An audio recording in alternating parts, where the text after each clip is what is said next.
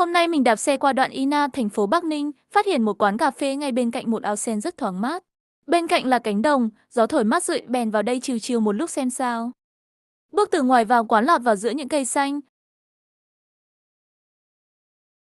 Tên quán là cái chữ màu trắng trên nền đen kia, ai muốn tới thì lên map tìm là thấy ngay. Ngoài kia phố xá ồn ào, ngồi đây xích lại cho nhau yên bình. Hình như đây là slogan của quán. Bên trong quán không gian xanh thì quá là tuyệt vời. Có một điểm hơi buồn là quán này không có cà phê pha máy. Ai mà quen uống cà phê pha máy như mình thì đúng là một điểm trừ. Các món khác thì mình thấy cũng khá đa dạng và trông rất ngon, tuy mình không uống nhưng nhìn cũng thấy ngon rồi. Điểm mạnh nhất vẫn là khuôn viên xanh và thoáng mát, để mình quay cho các bạn xem nha. La